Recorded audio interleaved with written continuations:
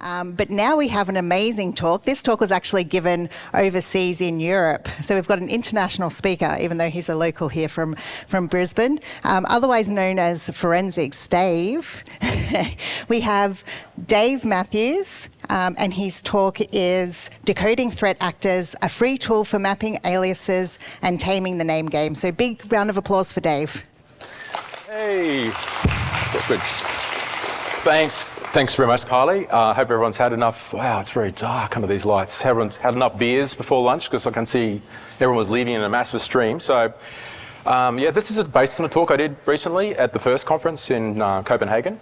I've changed a few things, so there's a few new things as well. So first of all, I do come from a company called Gen, which you probably have never heard of, but you've probably heard of Avast or AVG or Norton LifeLock. So it's all the same company.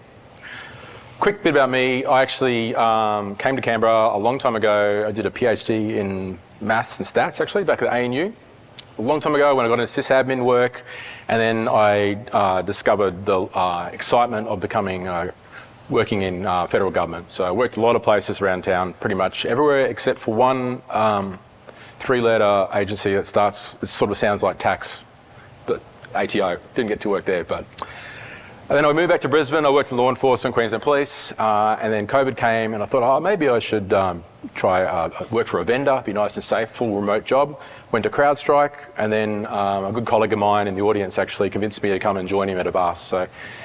And about 2 years ago, Gen was formed when Norton LifeLock bought Avast. So that's the sort of story.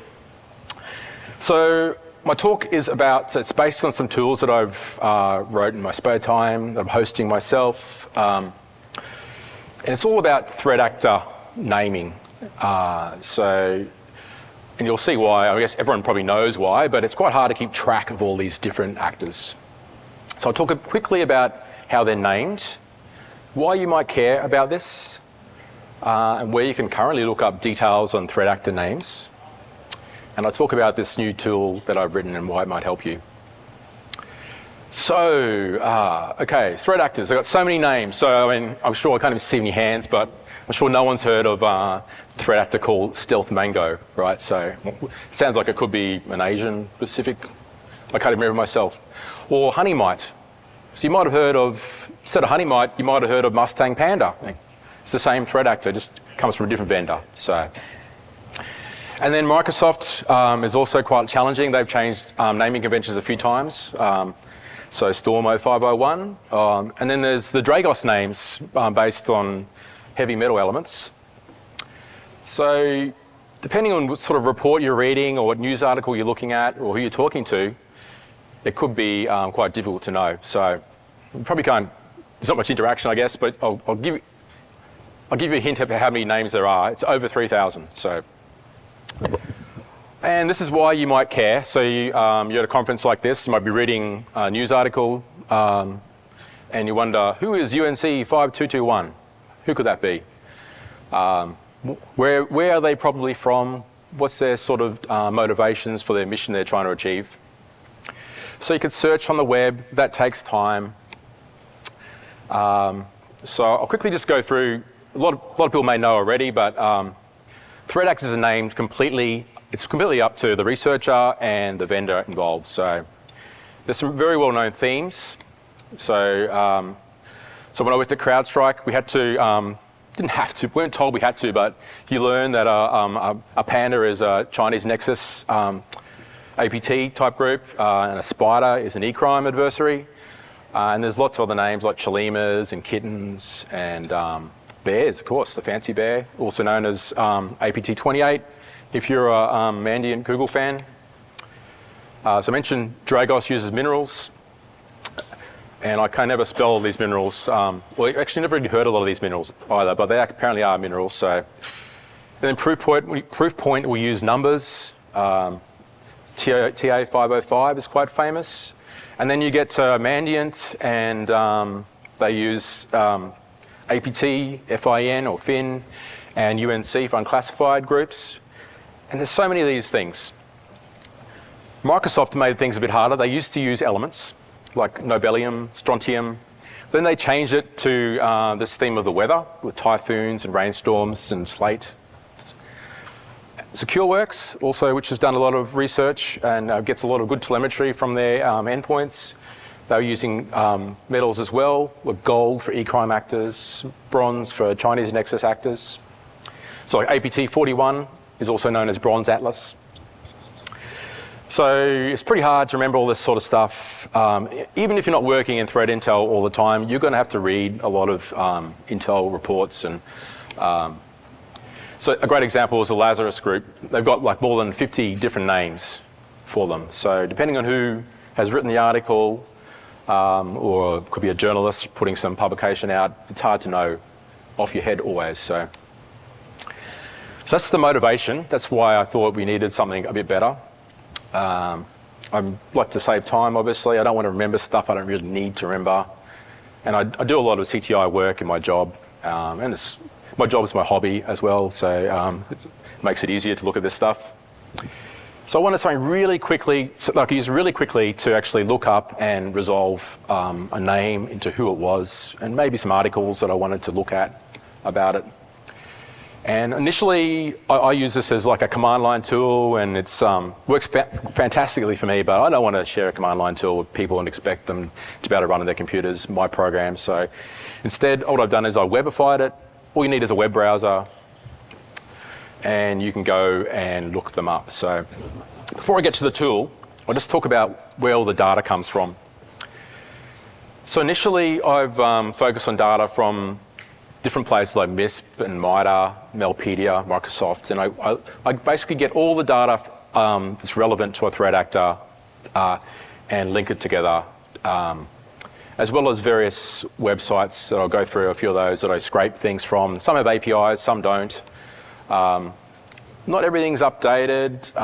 It's not always easy to link. Sometimes the data isn't super clean, so it's made it a bit harder to do it, but I'll start off with the best one of all, and that's MISP. So not everyone may have heard of MISP, but it stands for Malware Information Sharing Platform. And it started out as a platform just for sharing technical indicators about things.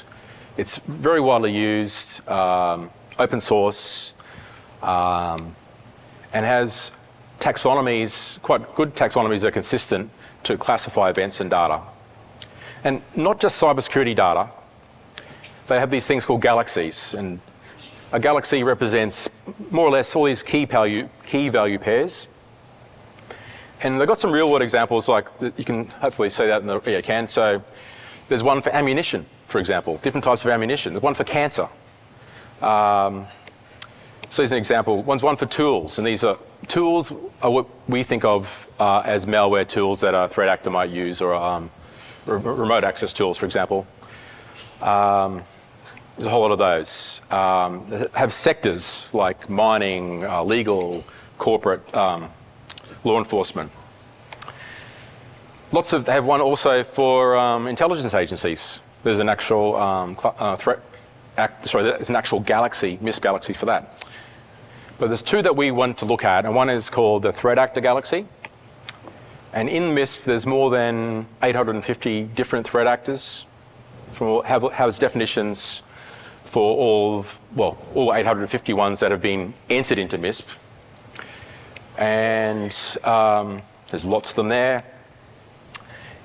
In MISP, each of these threat actors may have aliases or synonyms, and they may have references to actual research of the actual threat actor. So Mustang Panda in there will have various synonyms or aliases for Bronze President, Honey Mite, etc. So these files that you can get from the MISP repo, they're all just JSON, and they have key value pairs. Like here's a little screenshot of what Mustang Panda looks like. It has a unique UID for one. You can see at the bottom of the screen there. That's quite useful to use soon. So that's one of the two galaxies that we're using. The other one we use is the MISP ransomware galaxy. And it has details on most of the known ransomware threat actors. It's updated pretty frequently. The data isn't quite as, I guess, clean as the Threat Actor Galaxy, but it's a fantastic resource. And again, here's another example of what an entry in that might look like. So people have gone through there and actually put in even references to ransomware notes, the data leak sites, for example, and whatnot. So this is one for Black Hat, which is also known as ALPHV. So they're two really useful ones we use. Another one we use is TICERT, which is now called the Electronic Transactional Data Authority. So it's basically the Thai government's one that some really nice people run. It has a fantastic API. It's also in JSON. Unfortunately, even though they have the same threat actors names, they have different UIDs. So again, now you've got to map all these different systems to the one thing. MITRE ATT&CK is also good as well. It doesn't have as many threat actors, but it's another source of data that we pull in. And I'll talk about Mailpedia as well. So Mailpedia actually has malware samples, and the nice thing about, and also has data on threat actors. The great thing is that it uses the same UID as it does in MISP. So you can link things together, and it's really useful for getting references about a particular threat actor group. If you want to contribute data to Mailpedia, you've got to be invited, which really needs 2 people to vet you. So that's really only if you want to actually modify data or upload data, but you can actually search it manually yourself. Go to the website, Mailpedia website, type in a name, and it has a lot of aliases come back for it. It's pretty complete. It also has regularly updated references that are uploaded. So this is from this morning. I grabbed, show me the current references. So someone's uploaded an article by Zscaler about a new malware family with links to ISID. And the second article was an article about shiny hunters. So those things get tagged with a threat actor name, and then we grab it later on. I'll show you that. So if you have an account, if you see me later, and I maybe can help you get an account if you do want to contribute to it. You can propose a new entry into Mailpedia yourself, the URL that you've seen. It does take a while, though, to get in, unfortunately. So more sources. So Microsoft, they also published, it's a reasonably recent thing, the last few months, they started publishing data on the threat actor groups that they track. Has their naming conventions. Unfortunately, it doesn't have any UID, which helps to track things, equivalence between threat actor groups. So, and it's not quite as rigorous. It doesn't have references to threat actors either. So, but it's still a source of information. Here's an example of one of the JSON entries that they have. You can see it's just basically the threat actor name, maybe the country of origin, and some other names, which are their aliases. And they're not as complete as the other groups. So they've recently announced a partnership with Microsoft, which I'll talk about, with CrowdStrike, which I'll talk about in a second. Ransomware.live. This is a fantastic site. It's run by a gentleman in Paris, Julian. You can go to that website, buy him a coffee. I don't know if he has a real job, I think, but he does like coffee. What it has is a continually updated ransomware-related activity stream. So you can hook this into your Slack channel or RSS feed, or what I'm doing is I'm getting the API out of it. There's no paywall ads. There may be rate limiting with the API, but I don't think so. It's quite easy to dump stuff down. So here's an article on Quilin. Talks a bit about it.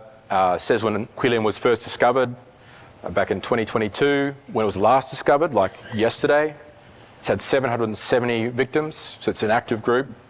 And if you actually go to the site, they actually record who the victims are, basically by scraping their data leak sites. They have ransomware notes as well, so it's great. So we also pull these threat actor names into our tool. And there's a few other sites I use as well, which are great, but there's no API, so you have to scrape the websites, which makes it a bit harder, like Wiz and Palo Alto. So some quick stats. So MISP has about 850 threat actor groups, 1,200 aliases. MITRE has about 180 threat actor groups. So if you're just looking at MITRE, you're not going to get a good picture of all these threat actor names. TICERT is really good too. It has about 590 and 1,400 aliases. It's updated quite well. Microsoft just has 140 in their GitHub repo. Ransomware.live is tracking just ransomware threat groups, so it has over 280 ransomware groups.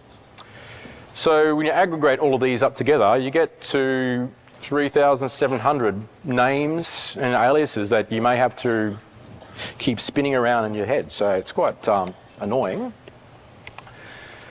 So recently, actually not that recently, so a lot of people probably have heard of Florian Roth. He's one of the leaders in threat intelligence and all kinds of clever cyber work. So back in 2015, he had this sort of problem. He's trying to get his head around names, and he set up this spreadsheet. You may have seen it's a publicly accessible Google Doc spreadsheet. And it's already out of date, like it's not updated anymore, but for a while you could contact Florian and you could add your own threat actors in. And like here's an example what it looks like right now if you actually go to it, but it's out of date again. So, and it's not easy to search, etc. So it's not really a solution. But recently, Microsoft and CrowdStrike, I believe, have had some sort of chat. They both put out blog posts about their plan to harmonise threat actor naming. So they published some blog posts where they're trying to map their threat actor names together. But, so this is Joe, a photo of Joe I took a few weeks ago at the conference in, you may have heard of Joe Slowick. He has a lot of strong opinions about CTI, a really, really sharp guy. And his thoughts about this, that this is a good thing, but it's not going to really be a solution. While it would be nice if everyone in the industry agreed, he doesn't think it's going to work. And pretty much that's because every organisation is going to go and continue to use their own naming conventions, no matter what pressure is applied to them. So let's talk about the this tool. So wouldn't it be nice if there's something you could use to quickly look up threat actor names? You can use regular expressions to look that up. So as an example there, I'll show you in a second. And what it does is it lets you query all of these different data sources. So on the back end, it's all written in Python, but you don't know that because you're using the web interface. It pulls data from MISP, TICERT, MITRE, Melpedia, Microsoft, Ransomware.live, and some other sites, and data that I've added myself via other sharing groups that I've seen put things in. So currently it has, that's roughly, I think it's up to date, it's roughly 3,700 names you can look up. So you can search with this tool for the names, you can search for descriptions, you can even search through URLs that may be referencing work about that particular actor. And it will be useful if you had an article, so like here, I'm just checking my time, good, okay, so I was going to initially put out some command line stuff, see if I could clone it themselves, but not everyone would like that. So what I've done is made a website. It's at this URL, thrunter.org. So if you go to thrunter.org, you should see and someone asked me, what does Thrunter mean? So there's obviously someone called Mike Thrunter on the Urban Dictionary. It's a very authoritative source of information. Someone who hunts cyber threats for a living, they can sense the threats before anyone else. And the domain was free, so I registered. So I'll do a quick demo of that. You can see what it looks like, and if I can get there, yes, great. So you go to Thrunter, there's this thing called the APT Zoo. And yep, Wi-Fi should be on, I hope. Yes, excellent. Okay, so this is the basic web page. So you can go in here and you can start typing in, say, scattered spider. That's always in the press. And as you start typing, you'll get it all completed, right? But if all you want is a quick lookup for who that threat actor is, you can just go and type it in here, and it'll immediately bring up names for scattered spider. But if you actually go in, we'll just do a query for scattered spider, and hit, and it'll come back with a description of all the different aliases for Scattered Spider. Oh, look, UNC 3944. Now, everyone who works at Mandiant or Google Tag, they should know what that is, right? And people who are in CTI, oh, you're not UNC 3944. But most humans wouldn't know that. And there's a reason for that, because if you go into type UNC, there's a lot of UNC numbers, right? So it's very hard to remember these sort of things. So it's a quick way of looking things up like that. You could also, so for example, if I wanted to see all articles on a gov.au talking about threat actors, I could search for that, for example. And I'd see, okay, there's 17 gov.au URLs that reference these different threat actors. And you can then search for gov.au, and you'd see some are for like cyber.gov.au. Thank you to our sponsors, of course, they're helping out. So that is also quite useful as well. What else can I show you there? So, one last thing. Sorry, two things. So yeah, there's you can contact me anonymously. This is an actual talk I did about a year ago at the first conference in Japan, and it's all about how you can do an anonymous communication. So it's on my LinkedIn. You have a look at that talk. But basically, you can fill this out, and it will go to me and say what you like. Attach a file. It could be a malware sample, for example. The other thing that is also useful here is if you're a threat actor or, if you're a threat researcher, you work for a vendor, you might want to go here and look at the full raw list of all the different threat actor names. You must want to check, well, maybe I shouldn't use, so say I'm going to make a new name called Koala. Is there any koalas? There is a koala, okay. So there's one called Koala Team. So maybe I'd be careful about my new koala threat actor as a result. So that is a really quick demo, and obviously you can have a play around yourself. Okay, and this is my backup demo in case the internet wasn't working. So a quick reminder on how the tool works. It gets data from all of these different sources. You can search it.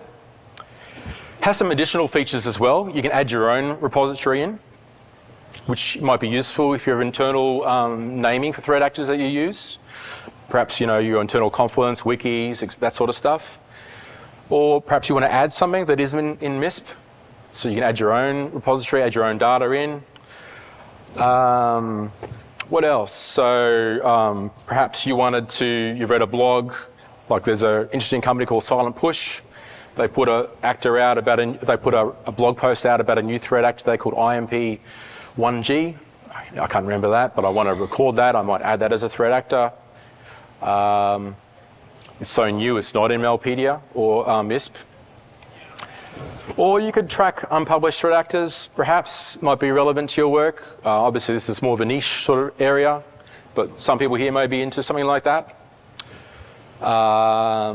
Or even tracking your commercial cyber threat intel. And you could also host this locally. It'll work offline. You can be air-gapped network in a different class network. You don't need the internet to do it. You can have your own VM running it all. And there's a few more features as well. One example I was going to give, there's some entries in MISP for some old cyber.gov.au URLs that don't exist anymore. So you can correct that, like the copy-paste threat actor has some URLs referencing ACSC. I'll sort of zoom it up here. So that URL doesn't actually work anymore. So it's a sort of a dead link. If you go there now, you'll get a page not found. But in Thrunter, I've said ignore the old one, here's the new one, and it will go to it. So you can correct URLs and that sort of thing.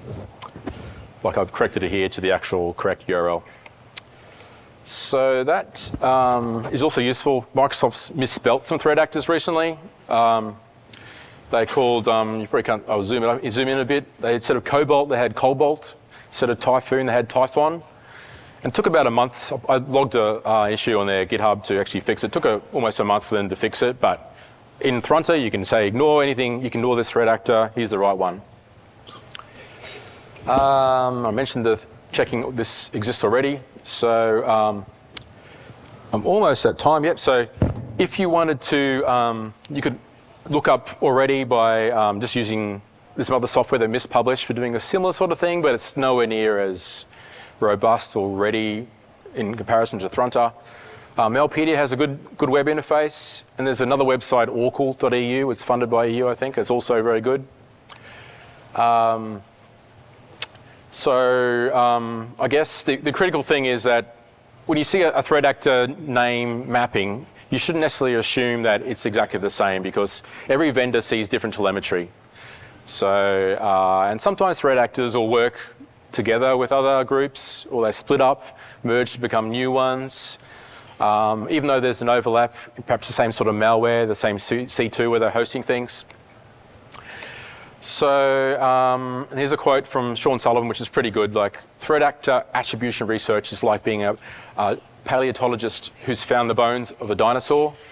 Everyone's got a bone, but nobody has the full skeleton. So that's a good quote summarising this sort of problem.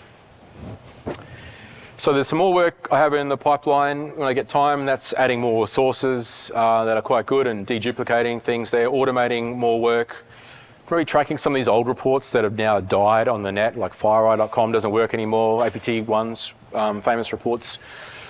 It's on the Wayback Machine, but preserving this sort of stuff forever will be good. And that's the challenge, I guess, the updating. Even though I've automated a lot of it, there's still some moving parts that we have to work with. And a very quick thing, a big thing about Avast, I was just going to mention, it's not a sales pitch because it's not a sales thing, but this is the history of how we became, Avast became Gen. And when I joined Avast, the mission was that everyone can have free cybersecurity, like we have a free product. There is still a great free product because we've got over 500 million users, so we get a lot of telemetry, and we're always keen to help other people, especially certs and law enforcement. And we have helped people with ransomware infections. Some of the things we talk about publicly, some of the things we share privately through certs and law enforcement. And here's some blog posts we've done on some of the ransomware strains that we've actually put out decryptors for. So if you did have ransomware sample like that and you had nowhere else to help, you could reach out and we could perhaps do it. This is not something we do for money, right? So it's completely free. You can reach out for free, give it a sample, some indicators, and then we can maybe help out. So, and we're often careful about sharing things, especially if a threat actor's watching, because if we write a blog post saying that the crypto algorithm has entropy weakness that we can use to break their encryption, then they will just ramp up the key, fix their problem. So, and then we can't break it again. So. And sometimes we've done some help of different, especially in Asia Pacific, targeting, like this case, we found someone's certificate signing, Australian company's certificate being used to sign code in the Philippine Navy. When Felina was here, was another story we helped with. So what I'll do, there is, I think that's the last slide. So there's my contact details there. You can also post anonymously off the Thrunter website. Check the website out. I'd love some feedback. Hope it helps you guys. And that is it, guys. So.